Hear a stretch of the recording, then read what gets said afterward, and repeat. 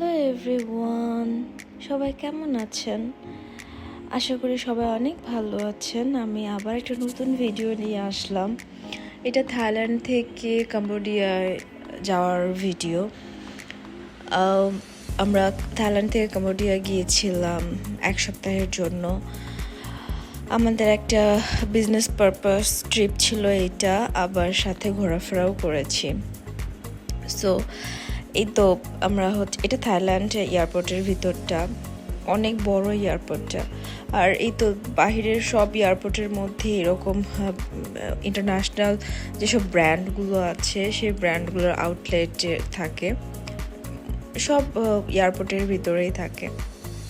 So আমি ওগুলো video করছিলাম, এত সুন্দর আউটলেটগুলো সাজানো গোছানো। কিন্তু আমার কোনোটার মধ্যে ঢোকা হয়নি, কারণ টাইম এত শর্ট ছিল। তাড়াতাড়ি করে আর আমরা প্রতিটা এয়ারপোর্টে লাউঞ্জ পেয়েছিলাম। সো আমরা ডিরেক্টলি লাউঞ্জে চলে যেতাম রেস্ট করার জন্য। মানে আমাদের হাতে টাইম ছিল, খাওয়া দাওয়া করে লাউঞ্জে রেস্ট করতাম, আর ঘোরাফেরা করতাম না।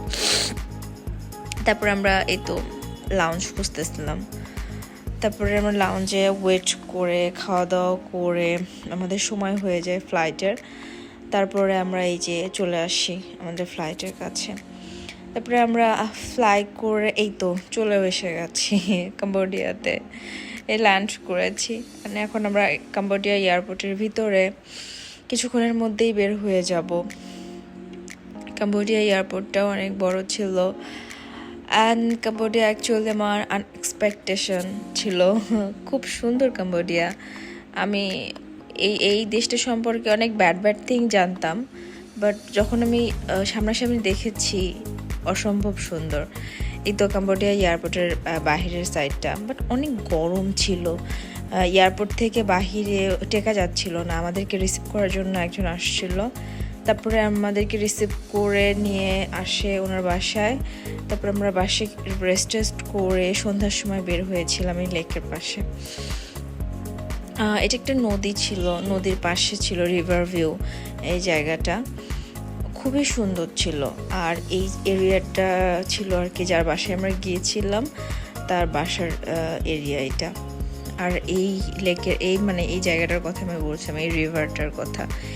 এই রিভারটা এত সুন্দর ছিল। সব মানুষরা অ্যাকচুয়ালি ফরেনাররা যারা এখানে ভিজিট করতে আসে তারা এই এই যে রিভার সাইডেই ঘুরতে আসে।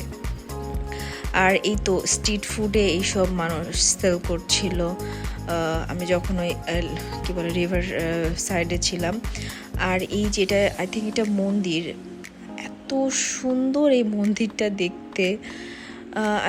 খুবই সুন্দর। আমি অ্যাকচুয়ালি জানিও না এটা মন্দির কি জানো। আমি এটার সামনে গিয়েছিলাম, এখানে অনেক মানুষজন ছিল, বাচ্চা কাচ্চারা খেলছিল।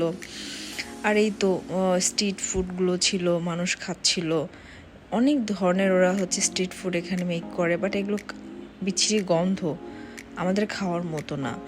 আর ওরা পদ্ম ফুল দিয়ে এটা একটা পূজা করছিল। পদ্ম ফুল দিয়ে মেইনলি ওরা পূজা করে।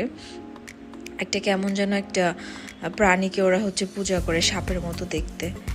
সো এইটা ওদের একটা মন্দির, মানে ওই ঘরের মধ্যে ওই সাপটা থাকে, আর দেন ওইটাকে এরা পূজা করে। সো আমি এটাকে দেখছিলাম, পদ্ম ফুল দিয়ে ওরা পূজা করে। আর এই নদীর মধ্যে এই যে নদীটার মধ্যে একটা কি সুন্দর মিউজিক বোট ঘোরাফেরা করে, ওইটাতে ঘোরা যায়। আমরা উঠিনি, জাস্ট আমি দেখছিলাম।